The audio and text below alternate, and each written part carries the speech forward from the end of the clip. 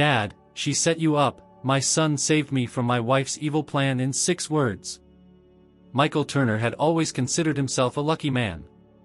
At 47 years old, he had a tenured position at the University of Washington, a modest but elegant home in the peaceful neighborhoods of North Seattle, and a seemingly stable marriage to Lauren, his wife of over 17 years. Most of all, he took immense pride in his son, Ethan, a bright and perceptive 16-year-old whose quiet demeanor often masked a surprisingly sharp mind. Their family dinners were usually filled with casual conversation, nothing too deep, but enough to preserve the illusion of normalcy. Lauren, always well-dressed and composed, had built a small but growing business in digital consulting. She worked from home often, using the upstairs office, and though her schedule was flexible, she rarely shared much about her projects. Over the last 2 years, Michael had noticed subtle changes. The long conversations they used to have had dwindled. The spontaneous laughter that once filled their home had quieted. Lauren had grown colder, more guarded. He attributed it to work stress, the strain of parenting a teenager, maybe even the slow erosion that time brings to all marriages. Still, Michael believed they were fine. Not perfect, but intact. He had no reason to think otherwise, until he noticed something different in Ethan. It started with the glances. Ethan, who had always been private but warm, had become more distant, yet more alert. At first, Michael thought it was just adolescence rearing its head. The boy spent more time in his room, often with the door locked. He avoided eye contact during dinner, and when he did speak, there was a weight to his tone, a hesitation that didn't fit. Michael caught him once, just before bedtime, standing in the hallway outside the master bedroom with an unreadable expression. When questioned, Ethan brushed it off with a vague excuse about needing something from the closet. Then came the questions. Odd ones. Ethan would ask his father about financial documents, tax returns, and even banking apps. Once, he inquired about Michael's travel schedule for the semester with uncharacteristic intensity. Michael laughed it off, joking that maybe his son was planning a surprise birthday trip. Ethan didn't laugh. There were other oddities. Michael's work laptop had been moved one morning, and his office drawers weren't arranged the way he remembered. Lauren denied touching anything. Ethan said nothing. Michael's instincts, honed by years of academic research and quiet observation, began to stir. Something wasn't right. But each time he tried to make sense of it, the answers slipped through his fingers. There was no overt conflict. No shouting, no threats. Just silence. The kind that fills a house and sinks into the walls. Then, one night, as the wind howled through the trees and rain tapped against the window panes, Michael came home to find Ethan sitting alone in the living room. The boy looked up at him, his face pale and tense. "Dad," he said softly, "can we talk?" "Upstairs." "In my room." Michael hesitated. The tone in Ethan's voice wasn't rebellious or angry, it was urgent. He nodded, setting his briefcase down and following his son upstairs. The hallway felt colder than usual, the quiet more pronounced. Inside Ethan's room, the boy locked the door behind them. Michael's heart quickened, but he said nothing, waiting for his son to speak. Ethan sat on the edge of his bed, hands clasped tightly. He didn't look at his father at first. He took a deep breath, then finally met Michael's eyes with a seriousness that didn't belong to a teenager. "What's going on, Ethan?" Michael asked gently. Ethan's voice was barely above a whisper. "Dad, she set you up." 6 words. That was all. Michael blinked. "What?" "She set you up," Ethan repeated, his voice firmer this time. Michael stood frozen, the air seeming to drain from the room. His mind raced, but he couldn't grasp what Ethan was trying to say. "Who? What do you mean?" Ethan shook his head. "Not now. I need you to start watching. Don't trust everything you see. Don't say anything to her. Just, pay attention. Please." Michael wanted to ask more. He wanted clarity, explanation, anything to ground him. But Ethan wouldn't budge. "Not yet," he said again, already unlocking the door. "Please. Just look closer." The next morning, everything looked the same. Lauren made her usual breakfast smoothie, greeted Michael with a kiss on the cheek, and asked about his upcoming lecture on ethics in artificial intelligence. She smiled, but it didn't reach her eyes. Michael nodded, smiled back, and sipped his coffee. But now, the warmth in his mug felt artificial. The floor beneath him less steady. Ethan's words echoed again, louder this time, refusing to fade. "Dad, she set you up." Michael began to watch. Not just look, but truly observe. And the more he did, the more cracks he began to see in the perfect portrait of his family life. He didn't know it yet, but everything was about to unravel. The following days unfolded like a strange kind of masquerade. Everything in the Turner household looked normal from the outside. Breakfasts were made, work schedules were followed, polite conversations floated across the kitchen table, but underneath, something had shifted. Michael could feel it in the way Lauren moved through the house, as if rehearsing each moment with a script only she knew. He watched her closely now, not with suspicion, but with a quiet intensity, driven by those 6 words Ethan had said. "He set you up." The phrase had become a silent drumbeat behind every glance, every interaction. Ethan, for his part, had reverted to routine, as if nothing unusual had ever been spoken. He went to school, came home, did his homework, and spent time in his room. But Michael noticed things: the way Ethan's eyes followed Lauren when she left the room, the way he subtly avoided being alone with her. He was watching too, but for what exactly, Michael still didn't know. 3 days after that conversation in Ethan's room, a moment came that shattered the illusion of normalcy. It was late afternoon. Michael had returned early from campus, having cancelled office hours after sensing something wasn't right with a set of student emails. As he stepped inside the house, he heard voices, Lauren's, unmistakably, speaking on the phone in her upstairs office. The door was slightly ajar. Michael had never been one to eavesdrop. But now, caution was no longer a luxury, it was a necessity. He stood quietly in the hallway, just out of sight, and listened. "I told you, no names over the phone. This line isn't clean. He still doesn't suspect anything. Yes, of course I'm careful. But we're almost there. Another few weeks, and the account will be inaccessible without raising alarms. I just need him out of the house more often. Yes, I'll handle Ethan." Michael's stomach turned. He stepped back silently and moved downstairs, mind reeling. The call ended shortly after, and Lauren appeared moments later, all smiles, asking if he wanted tea. "Long day?" she asked casually. "Just busy," Michael replied, managing to hold her gaze. That night, as Lauren showered, Michael went to Ethan's room. The boy was sitting cross-legged on his bed, headphones on. He removed them when he saw his father's face. "You heard something, didn't you?" Ethan asked before Michael even spoke. "I need to know everything, Ethan," Michael said. "Now." Ethan hesitated, then nodded and reached into his nightstand drawer. He pulled out a folded piece of paper and handed it to his father. "I've been keeping track of things. Times, conversations, stuff I've noticed. She's been working with someone, I don't know who exactly, but I heard a name once. Jason. I recorded part of it." Michael's pulse quickened. "Recorded? Audio. On my old phone. I hid it in the vent near her office. She never goes in there to check. I can play it for you.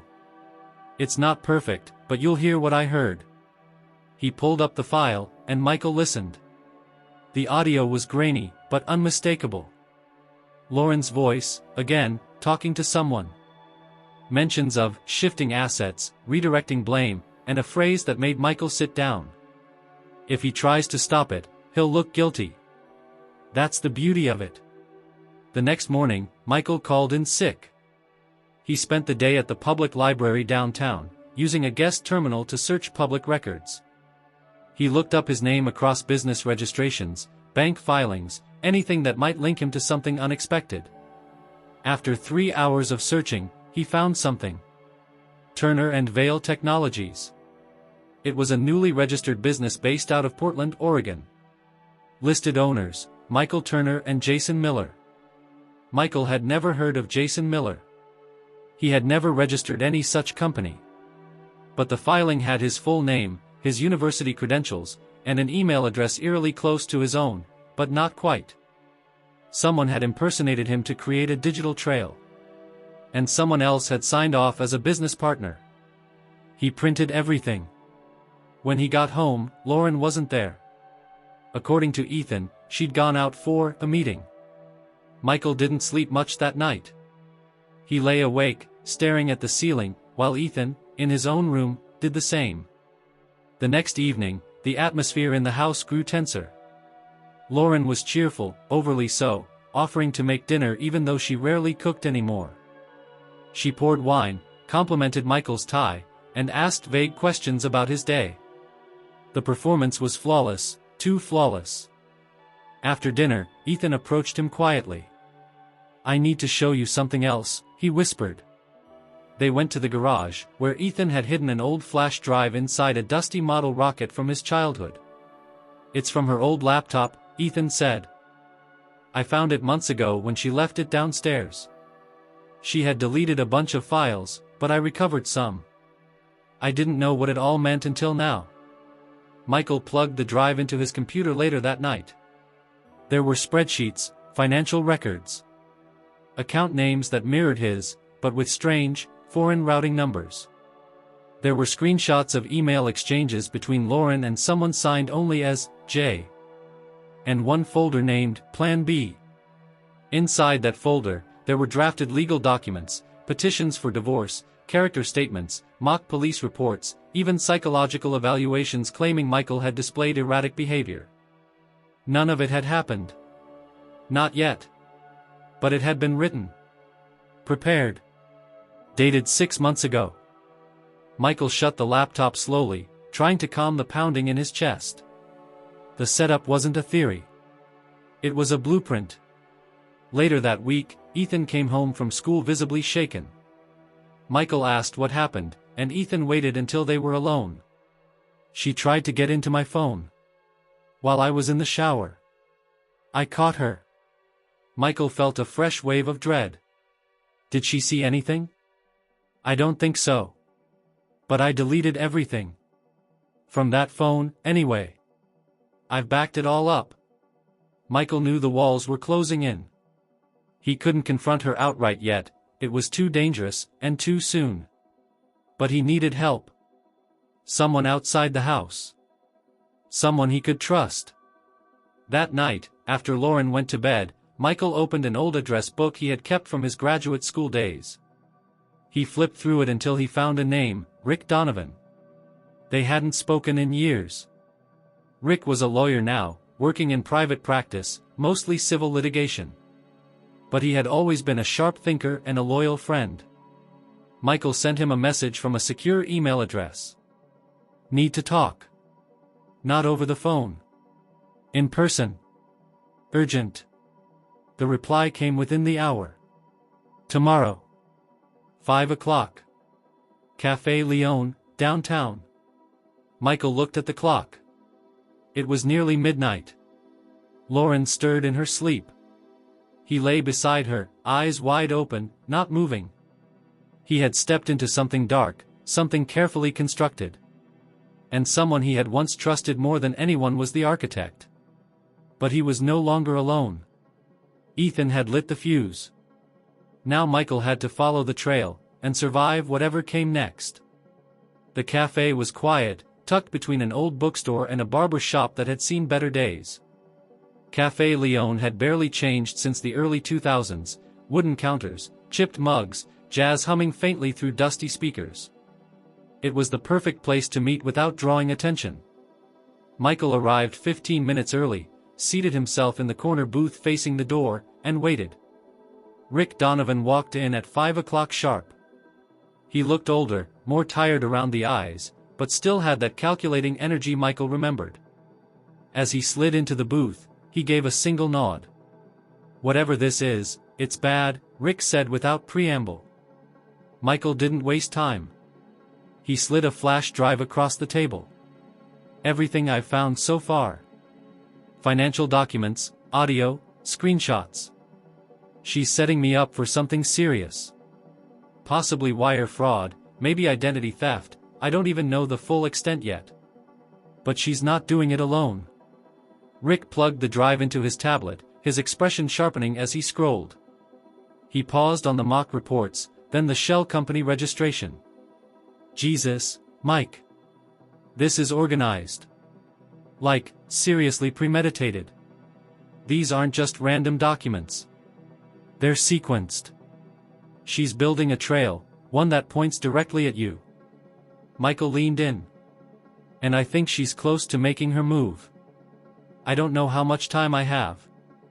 Rick exhaled, rubbing his jaw. You're going to need more than screenshots. You'll need authentication, timestamps, digital metadata, IP logs if possible. Anything that proves you weren't the one accessing or initiating these activities. Also, you need to lock down your accounts. Everything, email, banking, even your university login. I already changed most of it, Michael said. But I haven't touched her old laptop yet. The one she left behind in the upstairs office. Then that's where you start.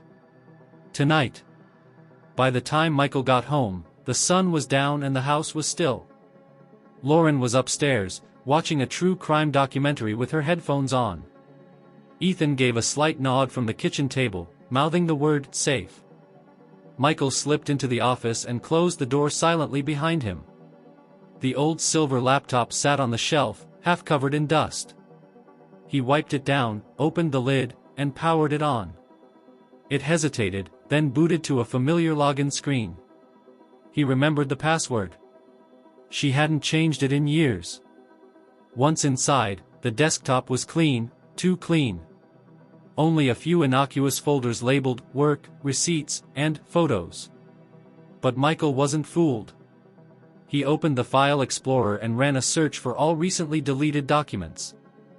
There were dozens, files wiped in the last month. He initiated a recovery process using software Rick had recommended. The program combed through the hard drive, slowly pulling back the digital curtain. Then he saw it, a file folder labeled Sablehawk_clients. He clicked it open. Inside were encrypted PDFs, spreadsheets, and audio logs. Most were inaccessible without a password. But one file stood out, titled Phase 3_Finance. It opened immediately. The spreadsheet listed a series of international bank accounts, each tagged with alphanumeric codes. There were notes beside each entry: move before Q4, mirror statement to empty account, pending shell transfer, Jason. And then there was a final column labeled Target Narrative. The entries were chilling. Paranoia. Disconnected from reality. Increasingly hostile at work. Claims to be under surveillance. Unstable behavior noted by spouse and son. Michael read them again, slower. It was a script. A character profile, designed to preemptively shape how he would be seen. Not just by the courts, but by anyone investigating. And Ethan was in it. Son compliant but may shift loyalty. Monitor closely. Michael stared at the screen, his hand frozen on the mouse. She was tracking Ethan too. Not just manipulating him, but planning around him. The next folder he opened was called Correspondence. Inside were dozens of exported email chains, all between Lauren and a masked account labeled JRM_asset_SEC. The timestamps went back almost 4 years. He opened the most recent one. From JRM_asset_SEC to Lauren at privateaboxmail.com. Subject, next phase. Confirming receipt of final batch of identities. Start cleanup by end of month. If Turner hesitates, apply pressure through institutional inquiry. Leverage University Ethics Board. File anonymous concern under conflict of interest flag. Let them investigate. He'll fold under reputation threat. Michael's stomach twisted. Not only was she preparing financial fraud in his name, but she had planned to dismantle his career from within, through his own university's disciplinary process. He copied everything. Every folder, every document. He dumped it into a secure cloud folder. Rick had set up and encrypted the drive itself with a new password, then removed the laptop's battery and stored it in a fireproof lockbox in the garage. He turned off the office light and stepped into the hallway, where Ethan was waiting. "I saw the lights," Ethan whispered. "Did you find something?" Michael nodded slowly. "More than I wanted to. She's writing a version of me that doesn't exist. And if I don't act fast, she's going to make it real." That night, Ethan handed him another device, an old school tablet, covered in stickers. "I didn't want to use my main phone," he said. "But I've been recording when I can. Not just audio. I got a couple of videos too. Some of her calls." Michael tapped through the files. One video showed Lauren pacing the kitchen, speaking on speakerphone. The voice on the other end was distorted by distance, but clear enough to identify it wasn't someone she'd speak to casually. "He'll get the notice soon. Once the bank triggers the alert, he'll call. That's when you start the character play. Tearful wife, afraid for her safety, can't believe what's happening. You know the drill." Michael stopped the video, frozen. She was preparing for the collapse, staging a breakdown narrative to cover her tracks. The next day, an email arrived in Michael's university inbox. Subject: Faculty Conduct Concern, Preliminary Inquiry. It was unsigned, routed through an internal ethics office, flagged as confidential. The message stated that concerns had been raised about a possible conflict of interest in external business dealings. The board would be reviewing documentation and might request a formal interview. Michael stared at the screen in disbelief. It had begun. He forwarded the message to Rick, then called him immediately. "She did it. She actually triggered the university." Rick's voice was calm, controlled. "Then we escalate. I'm hiring a digital forensics team. We trace everything. And you, Michael, you need to confront her. Not with accusations. With calm, deliberate observation. Let her think she's still in control. The longer she believes that, the more mistakes she'll make."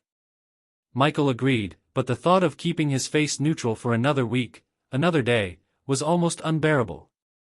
That night, Lauren cooked dinner again. Chicken piccata, one of Michael's favorites. She poured wine, laughed at something Ethan said, and asked about the university with perfectly timed curiosity. Michael answered smoothly, never breaking stride. But inside, he was burning. She thought the game was still hers. She had no idea it was already slipping away. The first blow came quietly, hidden inside a routine bank alert Michael would have normally ignored. It arrived just past noon, a soft ping on his phone while he was between lectures. He glanced down, expecting a low balance notice or a payment confirmation. What he saw made him stop mid-step in the hallway. New external transaction alert, $12,500 transferred from business account ending in 3021. Michael didn't have a business account ending in 3021. He stepped into an empty conference room, locked the door, and pulled up his banking app using his secured device. The account was listed under Turner and Vail Technologies. It was real. Live. And it was hemorrhaging money. 3 large transfers had been made over the past 48 hours to a series of accounts in Panama, the Cayman Islands, and Estonia. The name on the wire transfers was Michael's. His head spun. That company, the one filed without his consent, the one connected to Jason Miller, was active. And now it was moving real money under his name. He called Rick immediately. "They've started draining the account. $12,000 just went out. There's more, I can feel it.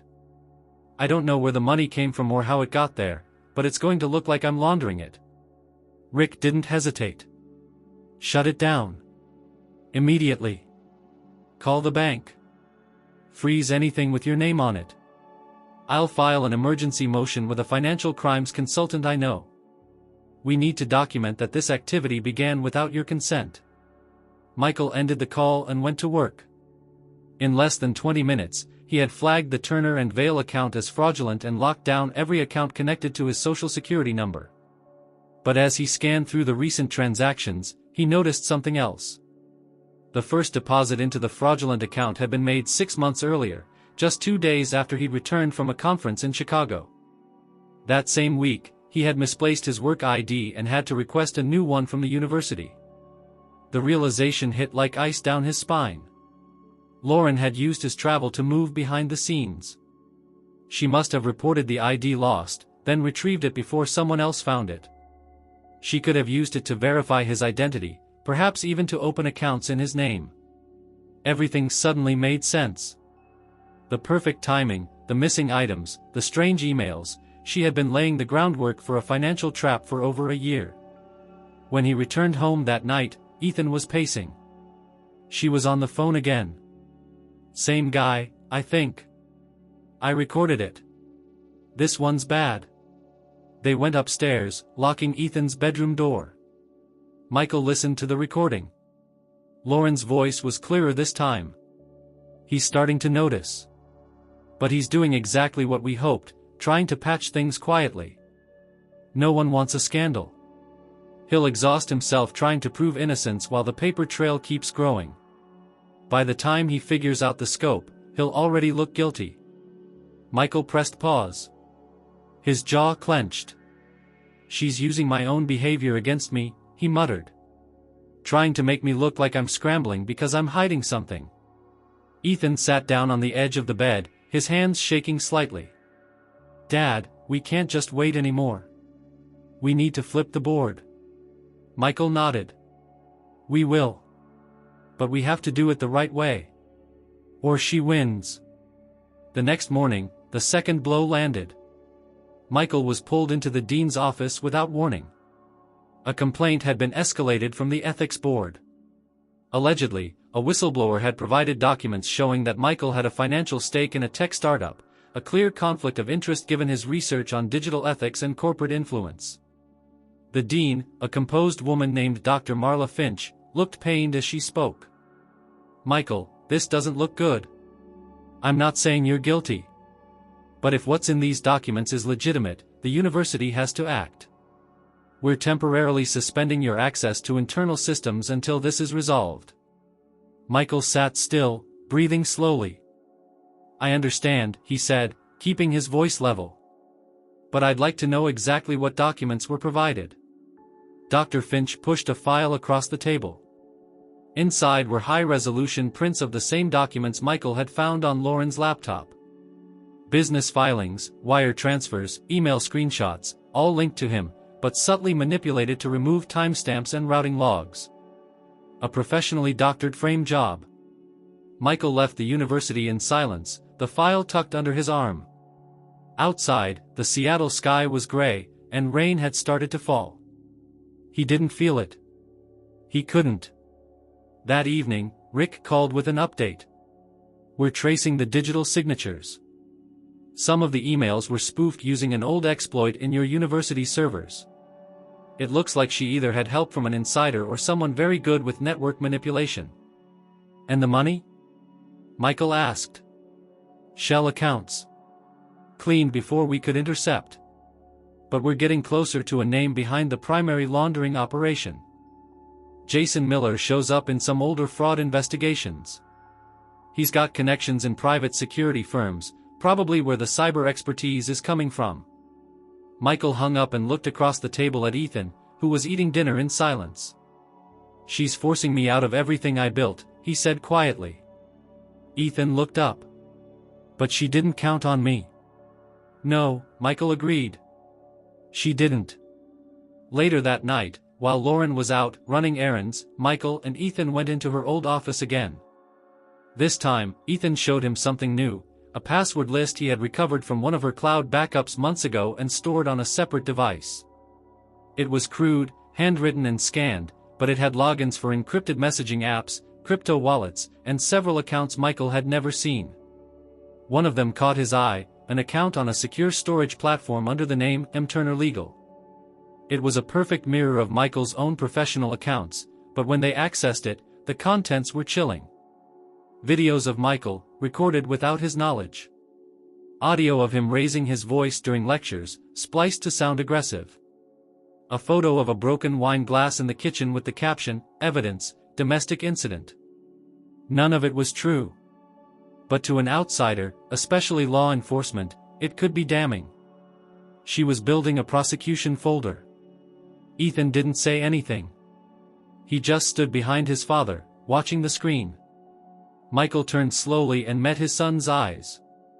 "This is going to get worse before it gets better." Ethan nodded. "I'm not going anywhere." The third blow came the next morning, disguised as a neighborly visit. A uniformed officer arrived at the door with a polite knock and a clipboard. Lauren was already in the kitchen, dressed and smiling.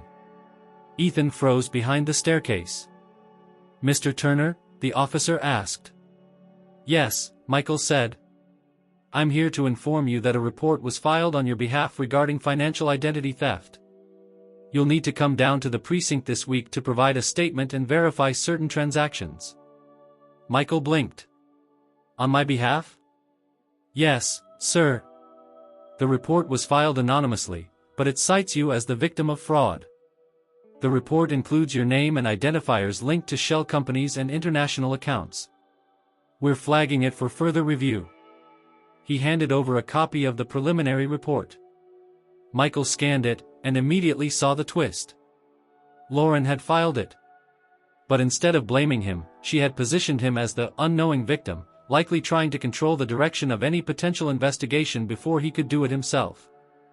Michael nodded calmly, thanked the officer, and closed the door. Ethan stepped out. "She's covering her tracks." "No," Michael said, voice steady. "She's making the first move. Trying to steer the narrative. But she overplayed it. Now we go public, quietly, and surgically." Michael dialed Rick. "It's time. Activate your guy. We bring in the investigator." Rick's response was swift. "Already ahead of you. He's flying in tomorrow. Name's Harris. You'll like him." As night fell over Seattle, Michael sat alone in the darkened living room, the pieces finally assembling in his mind. The accounts, the false trail, the character destruction, it had all been a slow, methodical strategy. But she had underestimated two things: Ethan's loyalty and Michael's patience. The next morning began with the low rumble of a plane descending into Seattle-Tacoma International Airport. Harris Langley stepped off the jet bridge wearing a dark gray trench coat and carrying a briefcase that looked older than most cars in the parking lot. He was a former federal investigator turned private consultant, recruited by Rick Donovan for situations just like Michael's, cases where the truth was buried under months of lies and manipulation. Michael met Harris at a cafe near the waterfront, keeping the meeting off-grid and off-record. Harris didn't waste time. His eyes were sharp, calculating, and his manner clipped. "Walk me through the timeline," he said after sitting. "Tell me what you know. I'll figure out what you don't." Michael spent the next hour laying everything out: the accounts, the recordings, the digital trail, and Lauren's carefully scripted behavior. When he finished, Harris opened his briefcase and pulled out a small black device. "I'm going to set this up at your house. It's a passive surveillance tool. Audio only. No Wi-Fi, no cloud, no trace. You'll plant it near where she takes her calls. If she says anything damning, I'll get it. But I need one clean recording. Something indisputable. Something a prosecutor can't ignore." By the time they arrived at the Turner home, Lauren had already left for a midday brunch with a friend. Ethan had tracked her calendar earlier that morning. While Ethan stood watch from the upstairs window, Harris placed the device inside a vent near the home office, concealing it behind the slats with practiced ease. "She won't notice it. Give it 48 hours. Michael thanked him and walked him out. As Harris disappeared into a rideshare at the end of the block, Michael turned to find Ethan waiting at the door. "We have a shot now," Ethan said. "But she's getting suspicious." That night, Lauren was unusually affectionate. She asked if Michael wanted to watch a movie, curled up beside him on the couch, and laughed too loudly at scenes that weren't funny. When she excused herself to make tea, Michael stayed seated, forcing his body to relax even as his pulse raced. From the hallway, he heard her voice, low, but not low enough. "Yeah. It's working. He's calmer. I think the pressure at work is getting to him. He won't last another month. I'll let you know when we're ready." She ended the call quickly. Michael didn't react. He just stared at the television screen, memorizing every second, waiting. 2 days passed. Then 3. Lauren continued her routine, oblivious to the wire hiding in the wall. On the 4th night, the breakthrough came. Ethan approached Michael with his phone in hand, pale and nervous. She didn't go out for wine like she said. She went to meet him. I followed her. Michael's breath caught. "Where?" "Back parking lot behind Granger and 5th. I stayed in the car, but I recorded everything I could. You need to hear it." They listened together.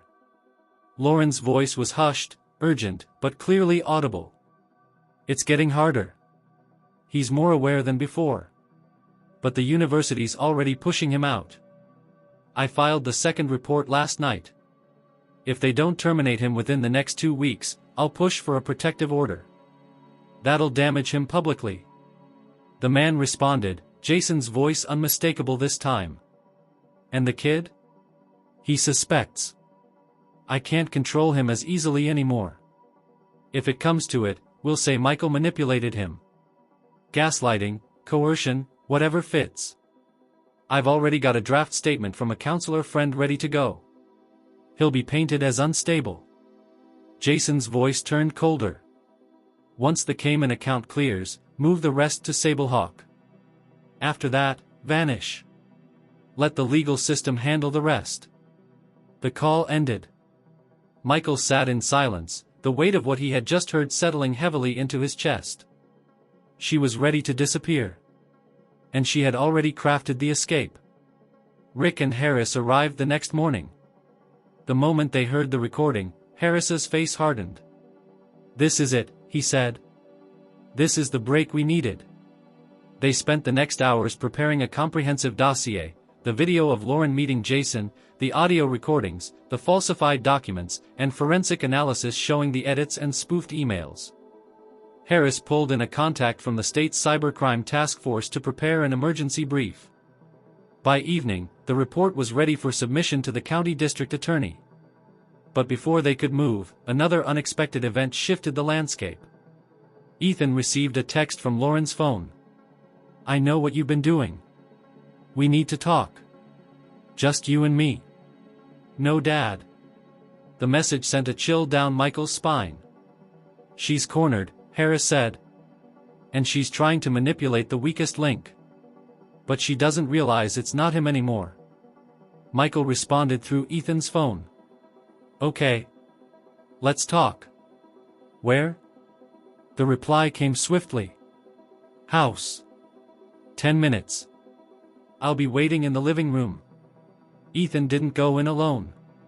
Instead, Michael and Harris set up a second recorder inside Ethan's jacket, this one tied directly to Harris's off-site storage. A live audio feed would be captured in real time, even if the device was destroyed. At precisely 10 o'clock, Ethan walked into the living room. Lauren was seated on the couch, legs crossed, face calm. "I know you've been spying on me," she said without emotion. "I found the drive. I know about the recordings." Ethan said nothing. "I didn't want to hurt your father, Ethan. This was supposed to be clean. Painless." But he kept digging.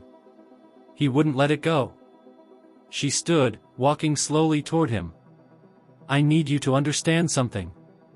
If you stay silent, if you tell the right version of things, this can all go away. You'll live with me. We'll leave Seattle, start fresh. You'll be safe." Ethan stepped back. "You're lying." Lauren's expression shifted, her smile tightening. "Michael is losing his grip. You've seen it. The paranoia. The obsession. He's not well, Ethan. And when this gets worse, they'll come for him. I'm trying to protect you from that. I don't believe you, Ethan said firmly. Lauren's tone grew colder. Then you'll go down with him. You think the police will believe a teenager who helped his father hack into private files? I have timestamps, IP logs, evidence you were involved. You're already part of it. She took a final step forward. Don't be stupid, Ethan. You only get one chance to do the right thing. Michael and Harris burst into the room. Lauren spun around, startled. What is this? Michael's voice was calm. It's over, Lauren. Every word you said has been recorded. Every threat, every plan. We have everything. She froze, her face flickering between panic and calculation. You can't prove anything. Rick stepped into view from the front door, holding his phone. We can. And the district attorney just confirmed an emergency hearing for tomorrow morning. Lauren looked at Ethan. You set me up. No, Ethan said, his voice steady. I stopped you from destroying him. She didn't reply. Instead, she sat down, the weight of her unraveling plan collapsing around her. For the first time in months, Michael felt the tide shift. The courtroom was colder than Michael expected. High ceilings and dim fluorescent lighting gave the room a sterile, almost impersonal feeling, as if justice was something that happened elsewhere. Despite the urgency of the emergency hearing, everything moved with glacial precision. Rick sat beside him, scrolling through digital folders on a secured tablet while Harris paced quietly near the back, scanning the room. Ethan remained outside, accompanied by a legal aide, protected from having to testify unless absolutely necessary. Lauren sat across the aisle, dressed in a conservative navy blue suit, her hair pulled back, her expression unreadable. No Jason. No visible support. Just her, alone, and yet, Michael could feel it, there was something unspoken in her posture, something restrained. A confidence that didn't match the weight of the evidence they had already presented. The judge, a broad-shouldered man with a reputation for impatience and blunt clarity, called the session to order. Rick stood first, presenting the dossier, laying out the timeline of manipulated accounts, false filings, the recorded conversations, and the threats captured during Lauren's private meeting with Ethan. The judge listened without interruption, his pen barely moving as he skimmed the printed summaries and glanced at the supporting exhibits. Mrs. Turner, he finally said, turning toward Lauren. Do you deny the authenticity of these recordings? I deny the context in which they were presented, Lauren said coolly. Selective edits. Manipulated motives. I was acting in defense of my son and my assets. My husband had grown erratic and controlling. I feared for our safety. It was an expected move, one Rick had warned about. She would not attack the facts. She would attack the narrative. But Michael was ready. He leaned forward and whispered to Rick. Ask for the IP trace report. Harris just sent it. Rick nodded and handed over the printed copy to the clerk, who passed it to the judge. It was the final piece, a forensic analysis of the metadata behind the email spoofing, account registrations, and file creation on Lauren's devices. The trace led to one central IP address, a secure location tied to a leased private office in Portland. And under that lease, the name Jason R. Miller. The judge raised his eyebrows. Mr. Miller, he said slowly. Who is this? Lauren remained still. Then, finally, she spoke. My former business associate. Michael didn't move. He didn't need to. The lie was too transparent now. After a long pause, the judge issued a preliminary injunction. Lauren was barred from accessing any shared financial assets, prohibited from initiating legal proceedings without court approval, and subject to a temporary investigative order by the Cybercrime Unit. It wasn't a final judgment. But it was the beginning of her unraveling in the eyes of the law. Outside the courthouse, Harris was already waiting by the car. She's hiding him, he said immediately. Jason. He's off the grid. But he left a footprint. Harris handed Michael a manila folder. Inside were surveillance photos, rental agreements, and travel logs. Jason had used multiple aliases over the years: Jonathan Reed, Jared Manson, even a foreign passport under the name Jean-Michel Rousseau. He had floated between cities, consulting for startups, launching small ventures that always collapsed under suspicious circumstances. 3 of his former companies are under quiet investigation by federal agencies, Harris added. But no one ever got close. He doesn't operate directly. He uses others, people like Lauren. Michael stared at the last photo in the folder. It showed Jason and Lauren together, taken nearly a year ago at a fundraiser in Bellevue. They weren't just business partners. Their body language said something else, something intimate. Ethan saw the photo later that night. He was never invisible to her, Ethan said. She just made sure he was invisible to you. Michael nodded, feeling the last traces of denial burn away. Jason Miller wasn't a shadow anymore. He was the architect behind the machinery Lauren had used, manipulating her trust, weaponizing her intelligence, and hiding behind her public respectability. The next morning, the full scope of Jason's role began to surface. Rick received a subpoena request from the State Financial Crimes Division. They had traced several wire transfers from the Turner and Vail Shell Company into a larger network of shell corporations, some in Eastern Europe, others in Caribbean tax havens.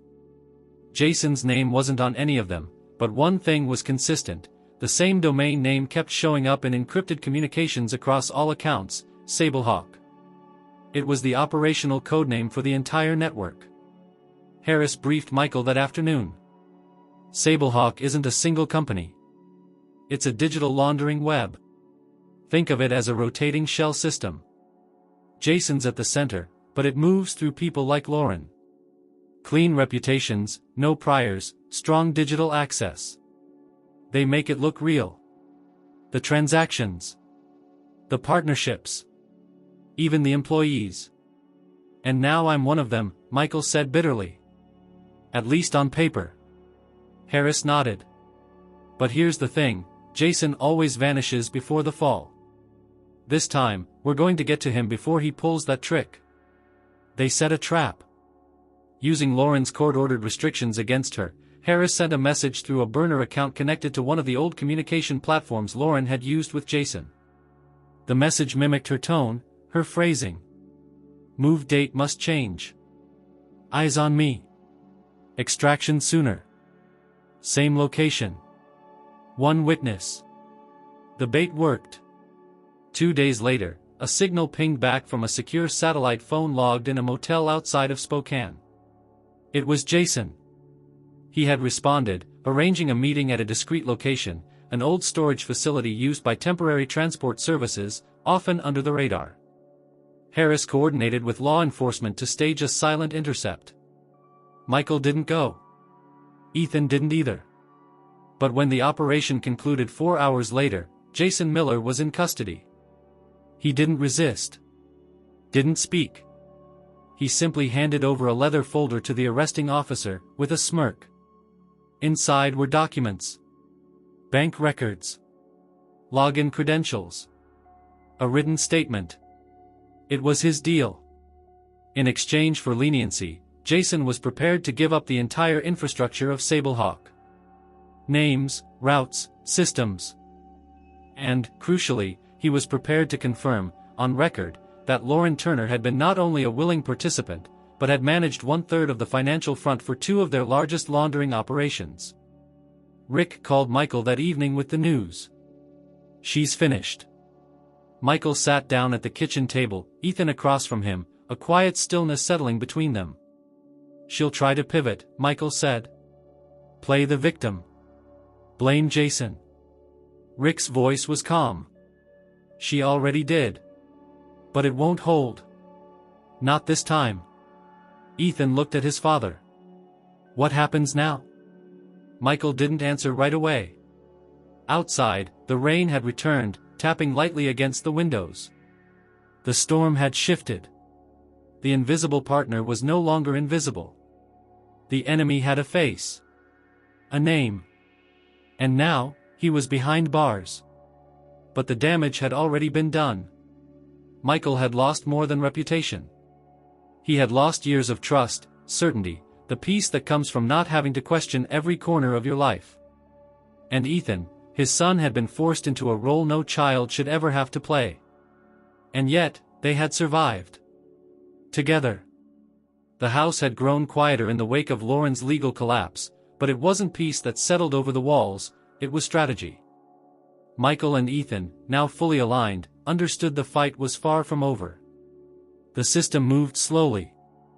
Jason might have cut a deal, and Lauren's influence was crumbling, but there were still loose ends, false accounts in Michael's name, financial signatures he never authorized, and reputational scars that wouldn't fade just because the truth had started to surface. Michael knew that clearing his name wouldn't be enough. He had to prove that Lauren, with Jason's help, hadn't just manipulated evidence but had constructed a framework designed to survive even after she was caught. That meant going deeper into the digital infrastructure, exposing the full extent of Sablehawk's tentacles, and making sure no lingering narrative could ever be used against him, or Ethan, again. On a foggy Sunday morning, father and son took over the dining room.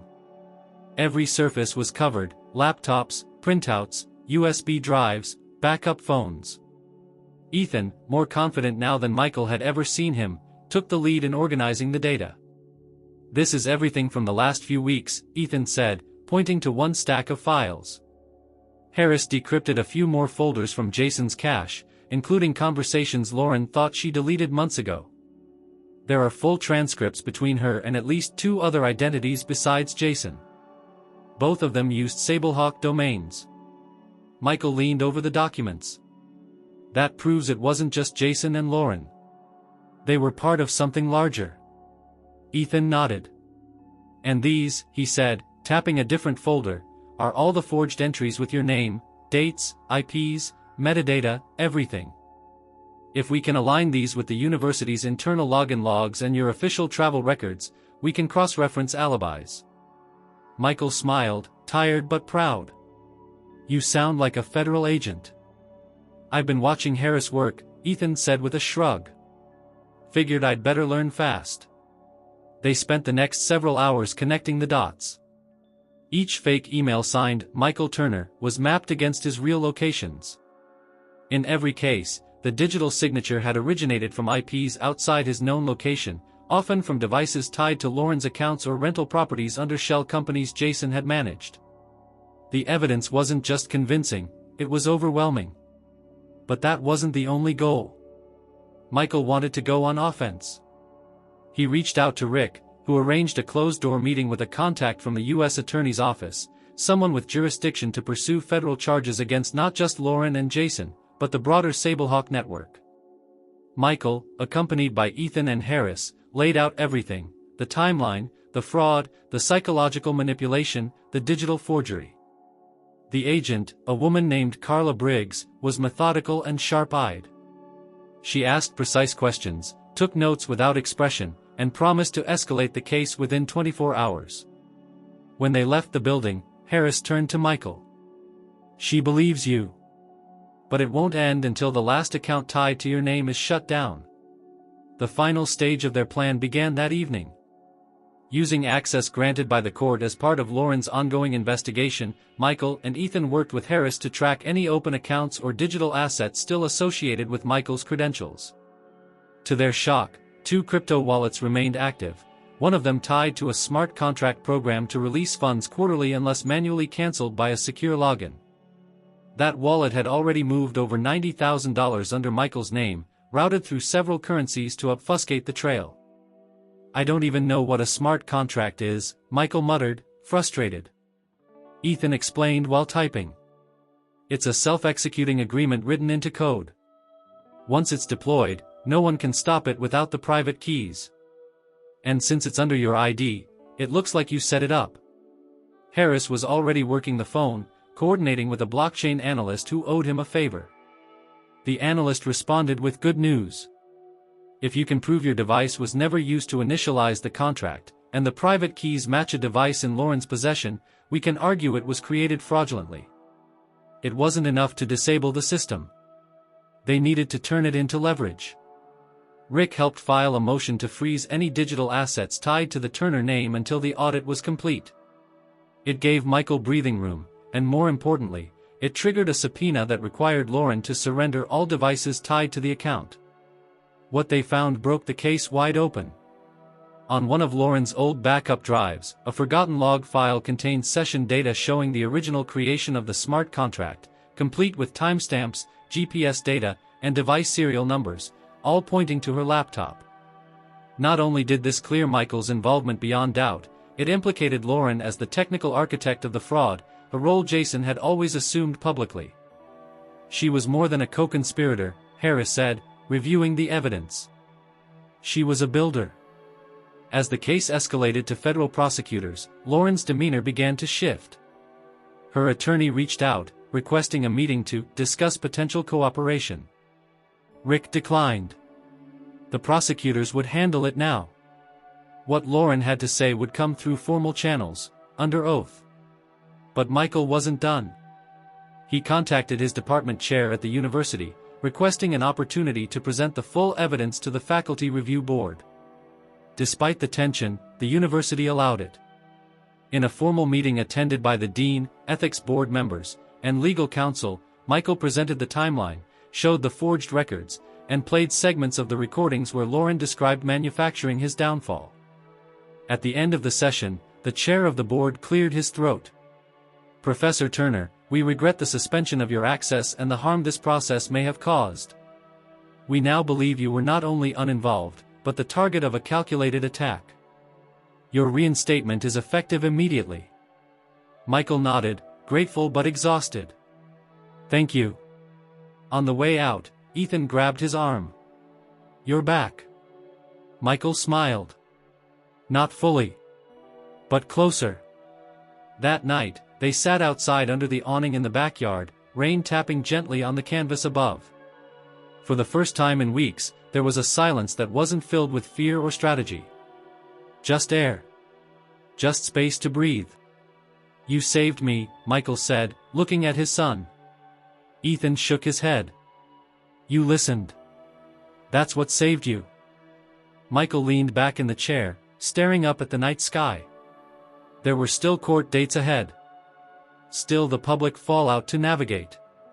But the foundation had shifted. The lies had been dragged into the light. And he was no longer alone. He had his son. His ally.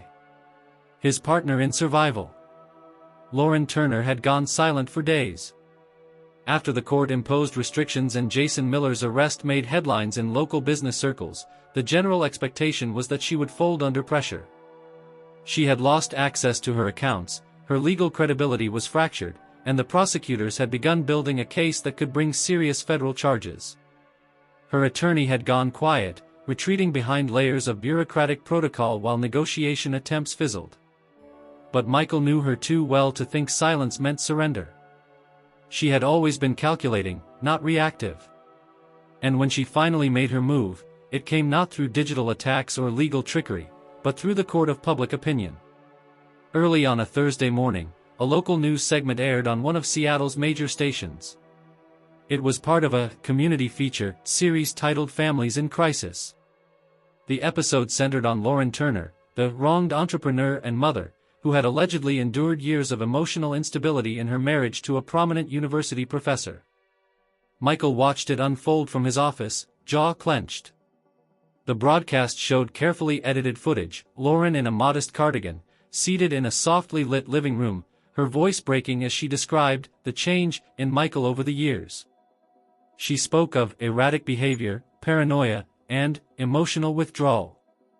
Her words were vague, but deliberately framed to imply abuse and instability without explicitly accusing him of a crime. The reporter nodded sympathetically, never once challenging her narrative. Then came the twist.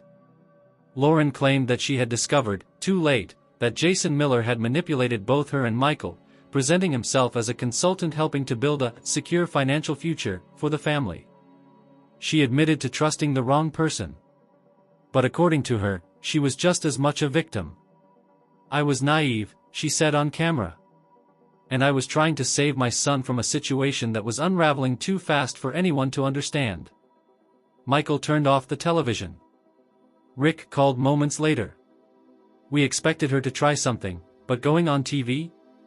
That's bold. It's deliberate, Michael said. She's not speaking to us. She's speaking to the people who don't know the details, employers, neighbors, jurors. She's poisoning the well. Rick agreed. We'll file for a gag order. She's trying to influence potential witnesses and taint public perception. But Lauren wasn't done. The next morning, Michael arrived on campus to find an anonymous flyer taped to the faculty lounge door. It featured his name, photo, and a red banner reading, "Ethics in Academia? What about ethics at home?" No one knew who had distributed them, but several had already been found in the library, student center, and outside the administration building. By noon, a student-led online forum had picked up the story. A handful of anonymous posts claimed to have seen Michael yelling in hallways, behaving erratically during lectures, and being aggressively dismissive of student concerns.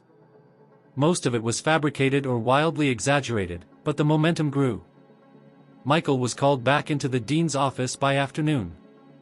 "We're not making any determinations," Dr. Finch said carefully, "but given the visibility of the situation, we're placing a temporary hold on your public-facing responsibilities, interviews, speaking events, external panels, until the legal process resolves." Michael left the office with a folder in his hand and fire in his chest. "She's going scorched earth," he told Rick over the phone. "Even if she can't win the case, she wants to make sure I don't come out clean." Rick had already seen the flyers. "We're shifting strategy. Full court press. That means we go public too, but with facts." Harris moved quickly. He coordinated with the U.S. Attorney's media office to prepare a statement confirming Jason Miller's cooperation, Lauren's central role in the fraudulent activities, and the formal investigation into Sablehawk. The release stopped short of naming Lauren outright, but the implications were clear. Meanwhile, Ethan had an idea of his own. "She's using people's emotions," he said one night. "So we use the truth. You have a platform. You're a teacher, a speaker. Let people hear from you, not through a press release, but in your own words." At first, Michael resisted. He hated the idea of defending himself through social media or opinion pieces. It felt like stepping into the mud. But Ethan insisted. "You're not trying to win sympathy. You're showing that you're not hiding. That you're not afraid." So Michael wrote. He drafted a personal essay titled, "What I Didn't See Coming: A Father's Account of Betrayal, Trust, and Survival." It was published in a widely read academic journal's blog section. The piece detailed his emotional journey, without naming Lauren directly, but outlined how he was framed, misrepresented, and nearly erased by a person he had once trusted. It went viral in academic circles within 48 hours. Professors, students, and even legal professionals began to share it, calling it measured, painfully honest, and a vital warning for the digital age. Several colleagues who had quietly withdrawn their support reached out with apologies and offers to assist with character statements. The narrative began to shift again. Lauren responded with another tactic. This time, she filed for an emergency protective order, claiming Michael had intimidated her during past arguments and that she feared retaliation now that the investigation was underway. The motion was based on vague statements, embellished events, and a single, distorted voicemail Michael had left weeks prior, asking about a court document. But the court denied the request. Harris had already submitted a countermotion, including timestamps, call logs, and the full context of every message. The judge saw the move for what it was, a thinly veiled attempt to regain control over the narrative. Still, the damage of accusation lingered. Michael could see it in the way people looked at him at the grocery store. The brief hesitation before casual greetings. The wary eyes from parents at Ethan's school. But Ethan didn't waver. One afternoon, he approached Michael with a folder of his own. "I want to testify," he said. Michael shook his head. "No. You've done enough. You've already been pulled into this more than I wanted." "I'm part of it whether you like it or not," Ethan replied. "They need to hear it from me. What she said. What she planned. What she threatened to do." They spoke to Rick, who agreed it could be a powerful moment, if handled right. Ethan's age and clarity of memory made his testimony potentially devastating for Lauren's defense. But it also came with risk. Emotional toll. Public exposure. "I'm ready," Ethan said. "She tried to break you, Dad. And she tried to use me to do it." Michael finally nodded. "Okay. But we do this on your terms. No pressure. No courtroom ambushes." The next pre-trial hearing was scheduled for the following week. Federal prosecutors planned to formally introduce the evidence gathered from Jason Miller and corroborated by Lauren's own devices. Ethan's statement, if accepted, would be delivered under sealed testimony, protected from media access to avoid exploiting a minor. Lauren's attorney filed a motion to dismiss based on media bias and reputational prejudice. It was denied. Her counterattack had reached its ceiling. And for the first time since this nightmare began, Michael could see it clearly. The lies were no longer spreading. They were collapsing. The calm that followed Lauren's failed media campaign was deceptive. The legal machinery continued grinding forward, but the sense of immediacy had waned. Prosecutors were now deep into document review and forensic audits. Jason Miller's cooperation was unfolding slowly through negotiated disclosures, and Lauren's legal team had gone quiet. No statements, no motions, no further appearances. But Michael had learned not to mistake silence for stillness. He knew this wasn't the end, only a pause before another turn. It was during this lull that Rick reached out with an unexpected message. "I spoke to someone you haven't seen in a long time," he said over the phone.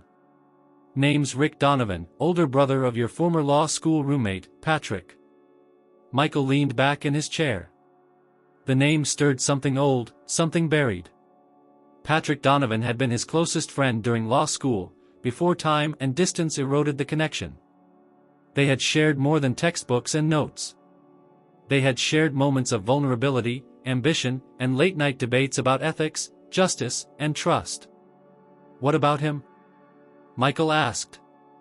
"He's not around anymore," Rick said gently. "Passed away last year. But before that, he worked a few financial litigation cases out of Portland. One of them involved a woman named Lauren Patterson. Alias." Michael blinked. "Lauren's maiden name." Rick confirmed. "Same woman. Different city. Different target." The file arrived that afternoon, couriered by hand. Inside was a thick stack of depositions, witness statements, and confidential memos. Patrick had suspected Lauren, then known as Lauren Patterson, of attempting to manipulate the financials of a small medical tech company she had joined as a strategic consultant. The owner, a young doctor with minimal business experience, had hired her to streamline investments. Within 18 months, the company was bankrupt, and the doctor was facing tax evasion charges. But the trail of blame had fallen short of Lauren. The evidence wasn't strong enough. She had left Portland quietly, moved back to Seattle, changed her professional title from consultant to digital entrepreneur, and never looked back. Michael sifted through the pages with growing unease. There were patterns, subtle ones. Her communication style, her strategic withdrawal just before exposure, and the way she managed to remain legally untouched despite chaos forming around her. Jason may have been the orchestrator of Sable Hawk, but Lauren had learned how to operate long before he arrived. Among the documents was a handwritten letter from Patrick to Rick. It was never mailed but found in Patrick's desk after his death. "Rick, if anything ever happens, look into Lauren Patterson. She knows how to build trust and burn it down for profit. I couldn't prove it, but I know what I saw in her eyes." Michael closed the file slowly. "She's done this before." Rick nodded. "And probably more than once. We're digging into similar profiles now. Small startups, collapsed partnerships, claims of emotional instability. Always the same outcome, someone else takes the fall." The revelations shifted Michael's perspective yet again. Lauren wasn't just someone who betrayed him. She had practiced this. Refined it. He had been one of many. And that made her even more dangerous. Ethan sensed something different that evening. "You okay?" he asked as they cleaned up dinner. Michael hesitated. "I learned something about your mother today. Something I didn't know even during the marriage." He paused before continuing. "She's done this before. Hurt people. Used them. Left them behind." Ethan didn't look surprised. "I always felt like I didn't really know her."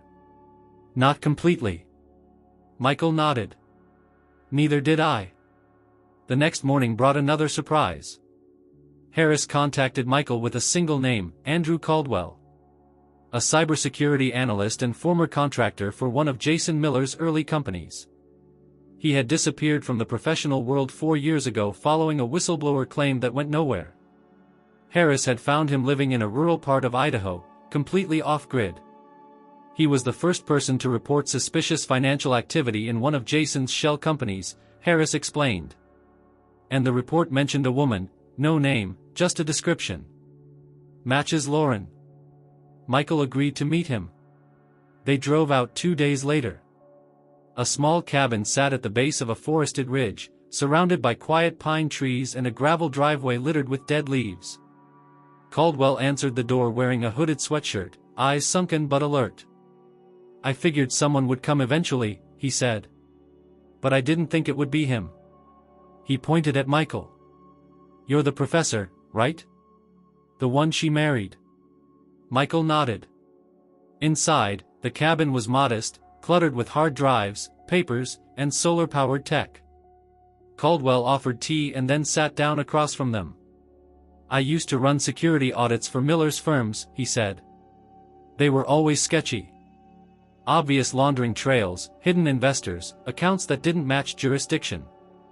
But the weird part was always her." "Lauren?" Michael asked.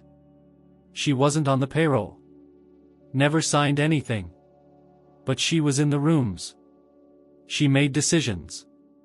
I saw her rework internal memos to create exit narratives, ways to blame employees, shift regulatory heat, even preempt whistleblowers. She was scary smart. And cold." He handed Harris a USB stick. "I kept a backup of everything. My insurance. Emails, audio fragments, meeting logs. She never knew." Michael took the drive carefully. "I wanted to expose them," Caldwell said. "But I didn't have the power. No one listened.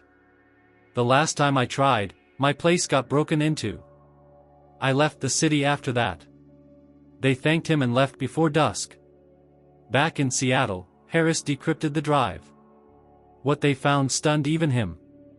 Recordings of Lauren discussing narrative strategies. Digital notes outlining how to embed plausible deniability in client communications. Plans to use personal relationships as protective buffers. One file, in particular, stood out. It was labeled Michael_timeline. Inside were notes about Michael dating back more than a year before the marriage. Personality assessments. Career trajectory predictions. Emotional strengths and weaknesses. It was a psychological blueprint. Michael stared at the screen, barely breathing. "She chose me deliberately." Ethan read over his shoulder. This wasn't just a marriage. It was an operation. Rick forwarded the data to the federal prosecutors immediately. With Caldwell's testimony and the digital files, Lauren's profile as a long-term financial predator solidified. She wasn't a desperate wife who made a mistake. She was a repeat offender. The prosecutors called for an expedited evidentiary hearing. In court, the new evidence was devastating. Caldwell appeared via video, calm and clear. The recordings, once authenticated, painted a picture of a woman who had studied manipulation like a science. The judge, hearing it all for the first time, issued a formal ruling. Based on the pattern of behavior presented and the depth of premeditation evidenced by these documents, the court finds compelling grounds to expand the scope of investigation. The defendant's conduct reflects a calculated history of deceit, not isolated error. Lauren's attorney withdrew from the case the following day. Michael didn't celebrate. There was nothing to celebrate. Only a steady march toward justice, and an even longer path to healing. That night, he sat with Ethan in the living room, the lights dimmed, the house quiet. "What now?" Ethan asked. Michael looked out the window. "Now we finish this." The courthouse was packed. By the time Michael arrived, the hall outside the courtroom was already lined with reporters, legal aides, and curious onlookers. Word had spread beyond Seattle's legal circles. The Turner case was no longer a quiet financial dispute, it had become a public drama, rich with betrayal, fraud, psychological manipulation, and digital crime. The involvement of federal prosecutors, combined with the implications of the Sablehawk network, had drawn attention from national media. But for Michael, the noise outside meant nothing. Everything he cared about was waiting in that courtroom. Ethan stood beside him as they walked through the security checkpoint. He wore a black button-down shirt, no tie, his posture firm. The court had agreed to let him remain for the duration of the trial under special provision, though his testimony had been recorded earlier under sealed conditions. Harris, already inside, gave them a slight nod from the front row, while Rick reviewed final notes on his tablet. Lauren arrived 10 minutes later, flanked by two new attorneys. She wore a charcoal gray suit and carried herself with familiar precision, chin high, pace measured, gaze emotionless. She took her seat without acknowledging anyone. Jason Miller, now under federal protection, was not present physically. His deposition would be introduced via video testimony recorded the previous week, where he outlined his role in the Sablehawk operations, admitted to orchestrating the digital infrastructure, and confirmed Lauren's involvement as a key strategist.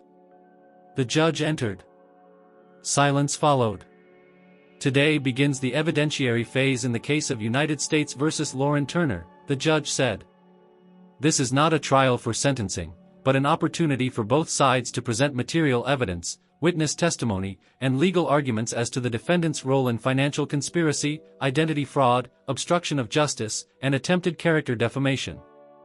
Rick was the first to speak. He began with the psychological blueprint found on Lauren's backup drive. The timeline she had assembled on Michael, notes, behavioral triggers, patterns, was presented to the court as evidence of premeditated manipulation. The judge examined the printed document, silent for a long time. Then came the internal communications from Jason's seized storage. Messages between him and Lauren had been authenticated, showing her contributions to laundering strategies, recruitment tactics, and even the timing of her marriage to Michael as a protective maneuver. The marriage itself was used as cover, Rick told the court. It provided social legitimacy, legal access to assets, and an emotional tether to deter suspicion. Lauren's defense objected to that interpretation, arguing the relationship had been genuine and that any criminal acts committed during the marriage were done without her informed consent. But the objection fell flat when Harris introduced Caldwell's testimony. The former cybersecurity analyst appeared via live video. Calm, articulate, he described Lauren's presence in board meetings, her command over language, and the subtle but unmistakable authority she wielded in internal operations.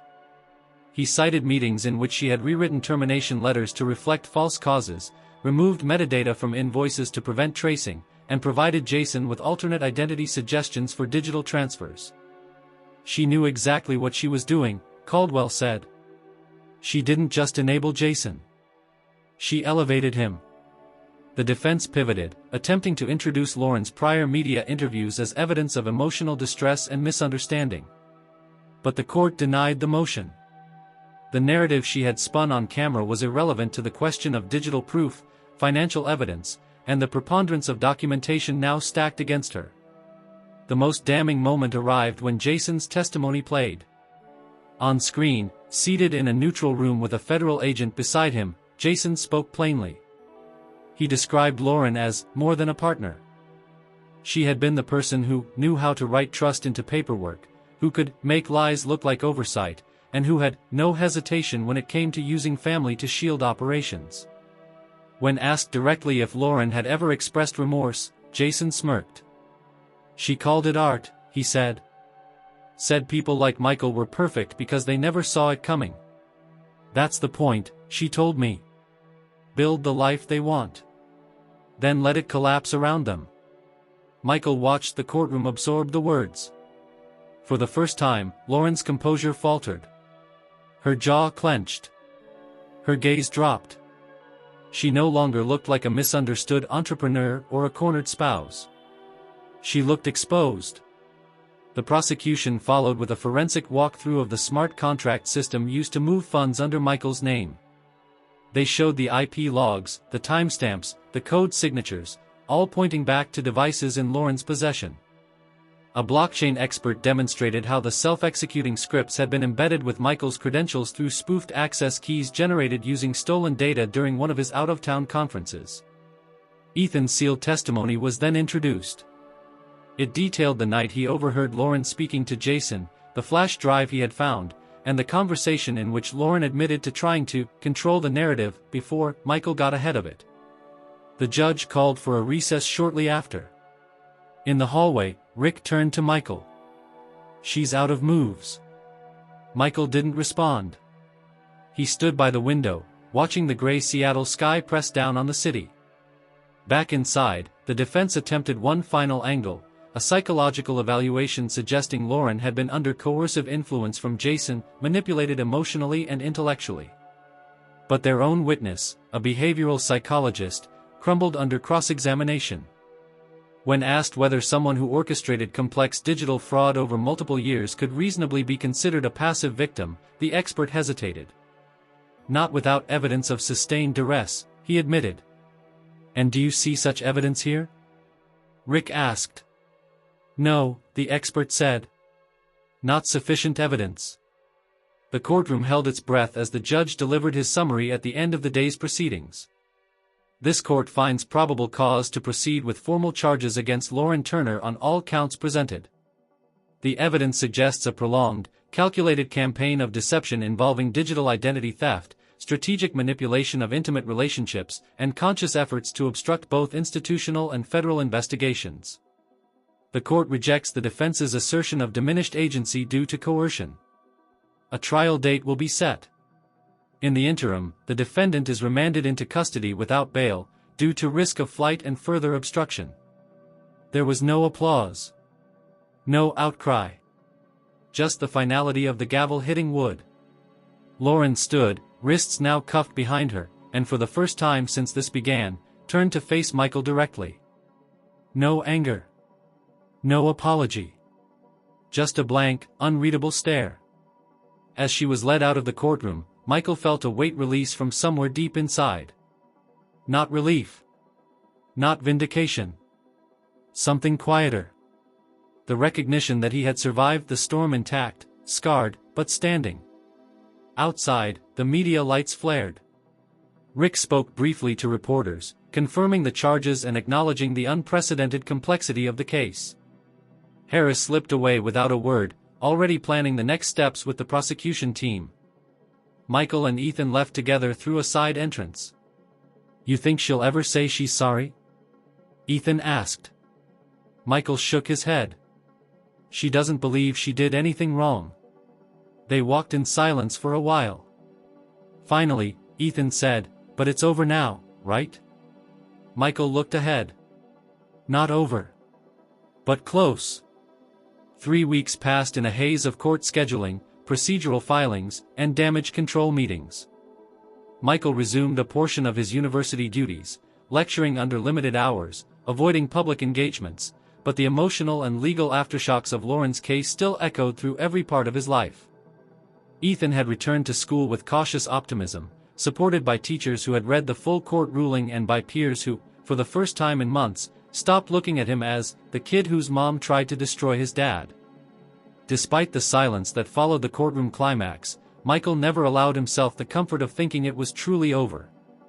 Harris didn't either. He remained involved, sifting through the last remnants of Jason's server, uncovering encrypted logs, cross-referencing transactions, and working closely with federal analysts. The official narrative was solid now. Lauren and Jason had conspired to defraud institutions and individuals using layered digital manipulation, and Michael had been a primary victim. But something in Harris's tone during their weekly check-in told Michael that another piece hadn't clicked into place. "There's a gap," Harris said one night over a secure call.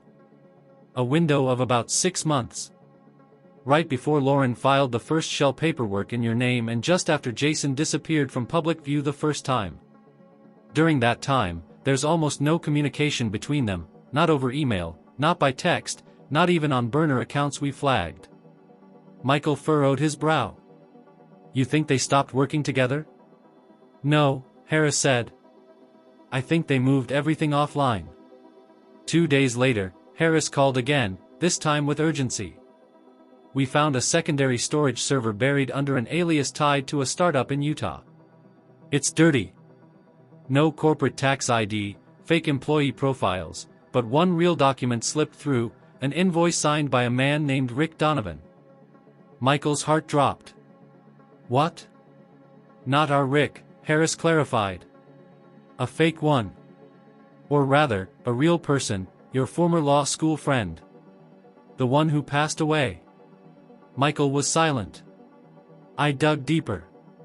Lauren used Patrick Donovan's name as a signatory on several technical service contracts for shell companies. It looks like she used his identity posthumously to verify employment and inflate credibility during investor pitches. Why would she do that? Michael asked. Because no one would challenge it. He was dead. She knew you had been close once. It gave the contracts legitimacy. And it tied her back to you without raising flags, because if anyone checked, the connection would seem coincidental. Michael paced his office, his mind racing. She used his name, as a ghost. There's more, Harris said.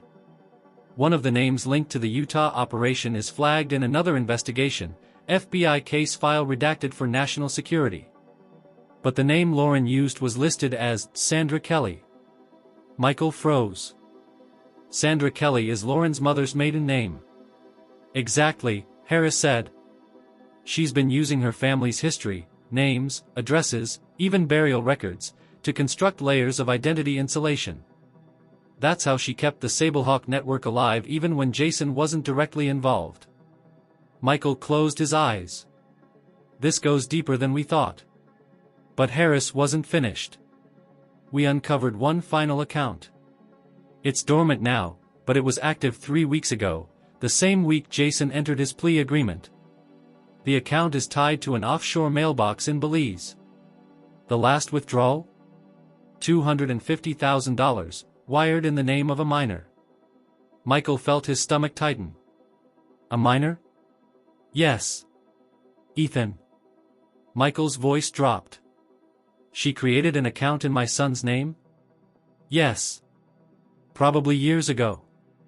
It was dormant until she knew her time was running out. And then she used it as a final extraction route. Michael sat heavily in his chair, trying to make sense of it. She planned for her own collapse, he said. And tried to make Ethan look like he was part of it. She left you holding the bag, Harris said, and when that didn't work, she tried to pass the exit strategy through your son. The revelation struck Michael harder than any courtroom ruling. This wasn't just financial betrayal. It was something colder. More calculated. She had used their son as a future fall guy, a backup identity for her own escape plan. Rick moved fast. Within hours, they secured an emergency hearing. Prosecutors were stunned by the new evidence. Ethan's name had been used in connection with 2 false trusts and 1 corporate beneficiary document signed with forged parental consent. The court reconvened behind closed doors. Michael sat beside Ethan, who tried to remain stoic but was visibly shaken. She was going to let me take the fall, he said quietly. She didn't just want to hurt you. She wanted to erase us both. Michael squeezed his son's shoulder. We're not going to let that happen. In court, Lauren remained silent as the new evidence was presented. The prosecutor read aloud excerpts from the Belize account logs, showing how the funds were routed through educational grants, fictitious scholarships, and youth entrepreneur programs. It was all fiction, money disguised as legitimate support, ultimately disappearing into shell routing protocols. But the damage was done. The judge extended Lauren's charges to include financial exploitation of a minor, interstate fraud, and willful endangerment through false identity creation. The courtroom fell into stunned silence when Lauren was asked if she wished to speak. She stood slowly, her voice low, flat. You all think I'm a villain. But I did what I had to do. The world is built on illusions. I just learned how to control mine better than most. Michael watched her closely, no longer searching for humanity in her face. Whatever part of Lauren he had once loved was gone, if it had ever truly existed. The hearing adjourned. Outside, reporters swarmed again, but Rick gave no comment. Michael declined all interviews. He owed no one an explanation. The truth had spoken for itself. At home that evening, Ethan stood by the window, looking out at the yard where he had once played as a child, where Lauren had watched from the porch, smiling, pretending. "Do you think she'll go to prison?" he asked. "Yes," Michael said. "And not just for what she did to us. But for everyone she's hurt. They finally see it now." Ethan nodded slowly. "She could have just left," he said. "She didn't have to burn everything." Michael didn't respond right away. "She didn't want to leave," he said at last. "She wanted to win." That night, they boxed up the last remnants of her presence in the house. Photos. Books. Trinkets. Everything that once suggested a future now erased. Michael donated the boxes anonymously. No ceremony. No goodbye. The final twist had come and gone. And they were still standing. Fall settled into Seattle with a slow, damp grace. Leaves turned deep amber and fell onto rain-soaked sidewalks. The days grew shorter, and the house Michael once shared with Lauren, once filled with shadows, secrets, and silences, began to feel, for the first time in months, like a place where life could begin again. The criminal proceedings continued in the background. Lauren remained in custody, awaiting trial. Additional victims of the Sable Hawk scheme were coming forward weekly, each with new fragments that further buried any trace of her former image. The media's interest had begun to fade, replaced by fresher scandals and a new election cycle. But Michael didn't care for the headlines anymore. The damage had been done, the rebuilding had to happen without attention. The university, in a rare gesture of humility, invited Michael to deliver the keynote address at the Fall Ethics Symposium. The invitation came with a letter from the dean herself, apologizing, not for the initial inquiry, which she defended as a procedural necessity, but for the way Michael had been left unsupported through the media fallout. Michael considered declining. He had no interest in giving lectures about morality after nearly losing everything to someone who had mastered the art of subverting it. But Ethan convinced him otherwise.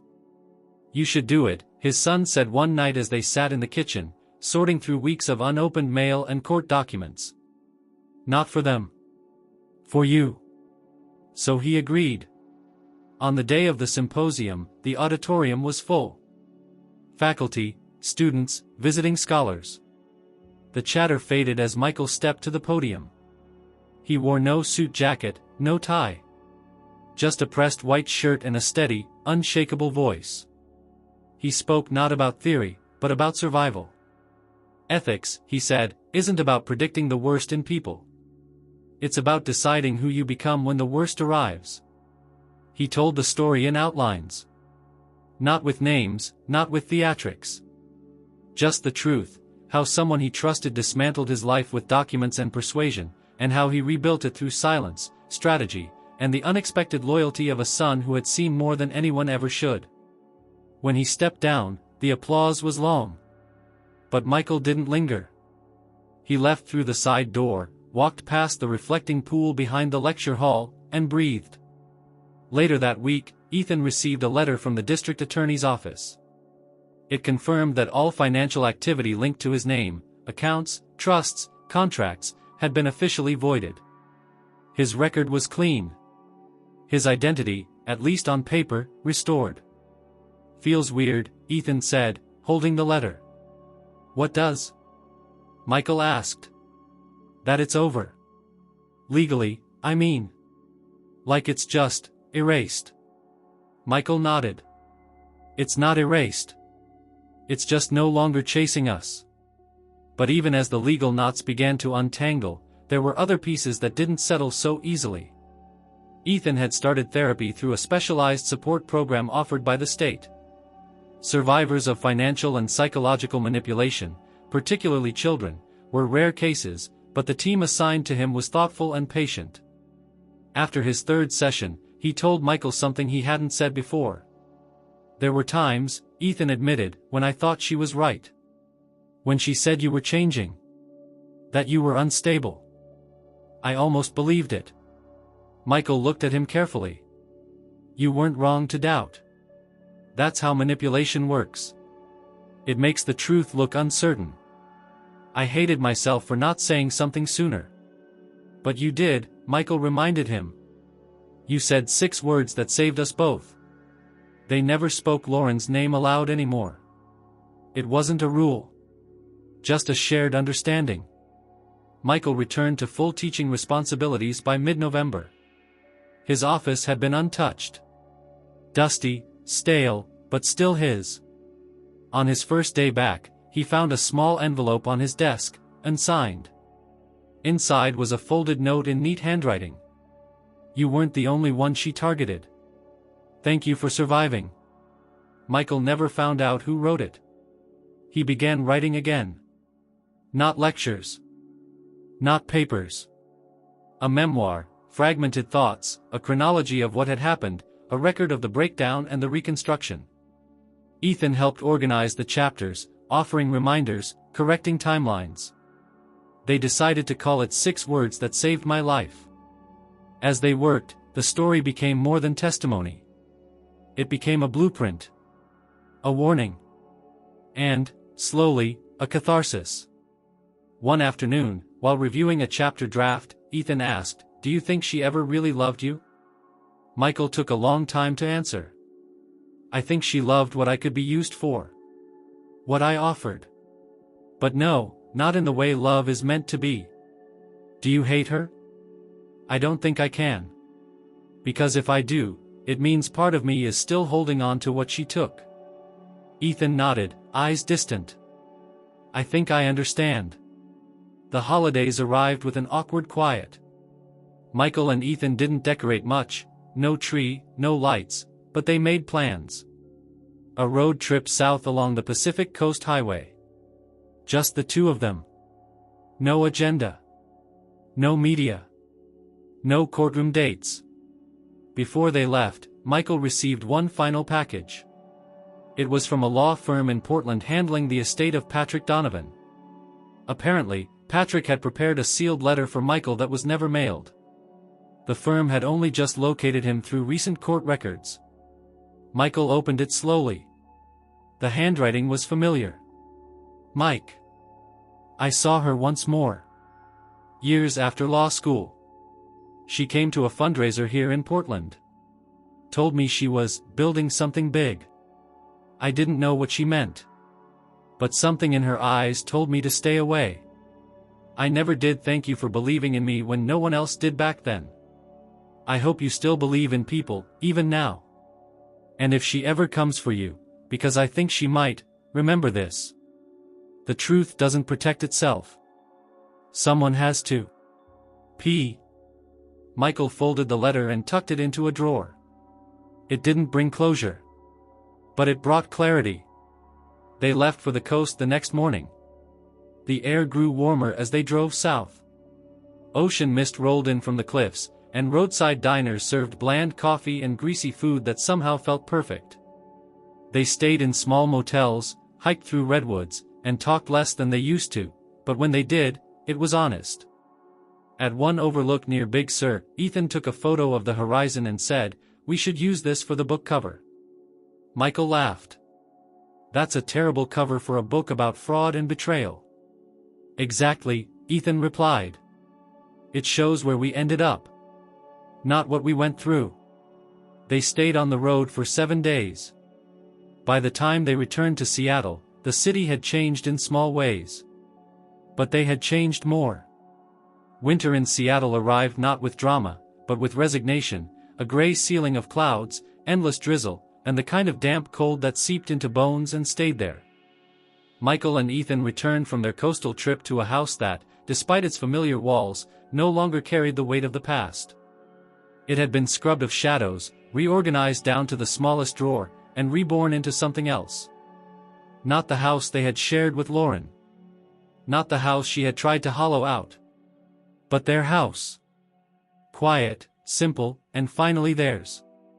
The manuscript for 6 Words That Saved My Life was complete by mid-January. Michael sent it to a small publisher known for memoirs centered on resilience and survival. He wasn't aiming for commercial success, just truth. A record, not a product. But the publisher responded faster than he expected, requesting a meeting, then a full contract. They called the manuscript Astonishingly Human, a story not just of betrayal but of trust rediscovered. Ethan helped finalize the cover, the ocean overlooked from Big Sur, and insisted the dedication be simple. For those who saw it coming, and those who didn't. Word spread. First quietly, then faster. The story captured something people didn't realize they needed to hear, not just a tale of surviving deception, but of understanding how ordinary love could be used as camouflage for extraordinary harm. How even the most careful minds could be manipulated, and how even the youngest eyes could see what grown men missed. When the book launched in March, it sold out its first print run within days. But Michael stayed away from most of the attention. He declined national interviews, limited public appearances, and requested that no promotional material exaggerate the drama. If people found the story compelling, it would be because of its honesty, not its spectacle. One exception was a TED-style talk at a local auditorium. Ethan convinced him to do it. "It's not about rehashing it," Ethan said. "It's about owning the ending. On your terms." Michael stood on stage in a black sweater and jeans, the spotlight soft on his face. He spoke for 23 minutes, no slides, no notes. He told the audience about silence, about how evil often doesn't shout but whispers, about how systems, relationships, and memories could all be rewritten with just enough doubt. And at the end, he quoted the line that had started everything. "Dad, she set you up." He paused. 6 words. That's all it took. Not because they were dramatic, but because they were true. Because someone I loved trusted me enough to speak them. And because I was finally ready to listen. The applause was quiet at first. Then it grew. After the talk, Michael and Ethan stepped outside into the crisp evening air. There was no media waiting, no flash of cameras. Just streetlights and the faint sound of wind brushing through trees. A month later, Lauren's trial began. Michael did not attend in person. His testimony had already been entered. So had Ethan's, recorded on video under protective supervision. The prosecutors had more than enough documents, recordings, Jason Miller's full cooperation, digital trails, expert witnesses, and financial forensics that tied every thread back to her. She was convicted on all counts. Sentencing was scheduled for early summer. Reports suggested she'd serve at least 20 years, possibly more depending on restitution claims and pending charges from other victims in the Sablehawk web. Michael didn't celebrate. He didn't attend the sentencing. He simply noted the day and moved on. In April, he received a letter through official channels. It was from Lauren. Handwritten. 3 pages. Neat, deliberate script. He opened it alone in his study and read it once, from beginning to end. It wasn't an apology. It was a justification. Lauren wrote of how the world had always tried to take from her, how men had underestimated her, how systems were meant to be used, and how Michael, though kind, had been perfect for the structure. She referred to their marriage as a strategic chapter, their home as terrain, and Ethan as an unexpected variable. Michael folded the letter, placed it in a sealed envelope, and locked it away. He told Ethan about it only in vague terms. "She hasn't changed," he said. "And she never will." Ethan nodded. "Then she doesn't get a response." Graduation came early that year. Ethan, now 17, had accelerated his coursework and been offered early admission to a university in California, engineering, cybersecurity. He had received a scholarship written in his own name, this time without manipulation, deception, or hidden mechanisms. They celebrated with a quiet dinner. Just the two of them. No cake. No balloons. Just warmth. I never thought I'd get here, Ethan said, staring at the acceptance letter again. Michael smiled. I never thought I'd get you back. Was I ever really gone? Ethan asked. Michael paused. No. But I wasn't always present enough to see you clearly. Ethan folded the letter and tucked it into his jacket. I want to help people. I want to do what Harris does. Make sure this kind of thing doesn't happen to other families. Michael raised his glass. Then you already know more than I did at your age. The final weeks before Ethan left for school were quiet. They packed, purged, and repainted. Michael considered selling the house, but Ethan asked him to keep it. Just for now, he said. In case I need somewhere to come back to. Michael agreed. On the morning Ethan left, they hugged for a long time at the train station. Neither said goodbye. Afterward, Michael returned home, stood in the empty hallway, and breathed. Later that week, he visited Patrick Donovan's grave. It was a small plot in Portland, beneath a sugar maple. He brought no flowers, only the book. He placed it gently at the base of the headstone. I kept my promise, he said softly. The truth doesn't protect itself. Spring came slowly, but it came. Michael resumed teaching full-time. The university asked him to lead a new ethics initiative for digital trust and identity protection. He accepted. He began working with legal organizations that provided education for financial crime survivors. He joined a board for tech regulation advisory. And sometimes, late at night, he would open his email and see a new message from Ethan. Sometimes a photo. Sometimes a question. Sometimes just a sentence like, I used your story in class today. They didn't believe it really happened. Or, you were right about the quiet. It doesn't mean it's over. It means you survived. One evening, as rain fell gently outside the window, Michael sat down with a fresh page. He started a new book. It wasn't about Lauren. It wasn't about Ethan. It wasn't about revenge or survival. It was about the future. The possibility of rebuilding trust, piece by piece, in a world that had nearly taught him never to trust again. And this time, he wrote not with anger, but with clarity. Because in the end, it wasn't about how the story began, or even how it nearly ended. It was about who remained to tell it.